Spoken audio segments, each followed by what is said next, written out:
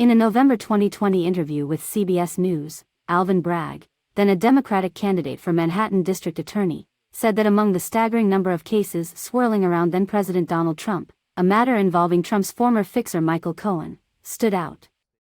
A former New York State Deputy Attorney General who had previously clashed with Trump's company in civil suits, Bragg indicated he had followed media coverage of Cohen's federal case. Cohen entered a guilty plea to federal tax evasion and campaign finance violations in 2018, in connection with a $130,000 hush money payment to adult film star Stormy Daniels. Cohen, who was previously Trump's lawyer, was sentenced to 3 years in prison. He has since said the former president directed him to make the payment to prevent Daniels from speaking publicly about an alleged affair, and cover up the payment, allegations Trump has strenuously denied. The charging document in Cohen's case describes him scheming with a person referred to as Individual 1, an alleged co-conspirator, who was not named but who the document notes became President of the United States in 2017. Bragg noted the Individual 1 moniker in the 2020 interview. If the reporting about it has been accurate and the Southern District of New York had a charging instrument where apparently the president was Individual 1, right?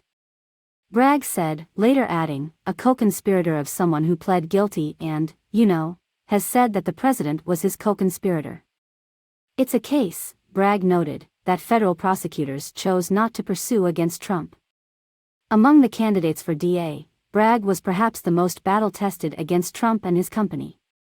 At the New York Attorney General's office, he oversaw multiple aggressive legal battles with Trump entities, including a lawsuit against the Trump Foundation, which accused the president and his children of using the nonprofit as a personal checkbook, and another against the now-shuttered Trump University, which claimed the school used illegal business practices and made false claims to potential students.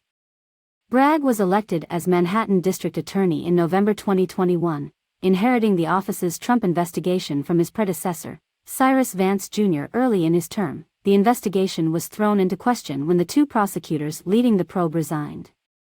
In a resignation letter first reported by the New York Times, former Special Assistant District Attorney Mark Pomerantz wrote that Bragg had reached the decision not to go forward with the grand jury presentation and not to seek criminal charges at the present time.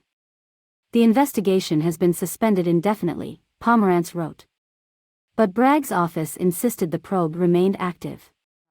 In August 2022, his office secured a guilty plea from former Trump Organization Chief Financial Officer Allen Weisselberg in a tax fraud case stemming from the same investigation, turning Weisselberg into the prosecution's star witness in the trial of 2 Trump Organization companies.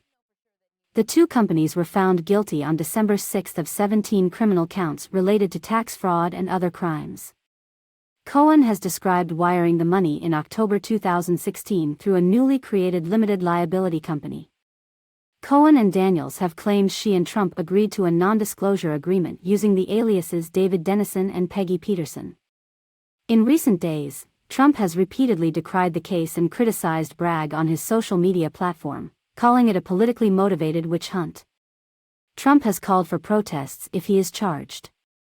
There was no crime, period. The 2024 Republican presidential candidate wrote Sunday. Prosecutorial misconduct and interference with an election. Attorneys for Trump asked for a defense witness to be heard by the grand jury Monday.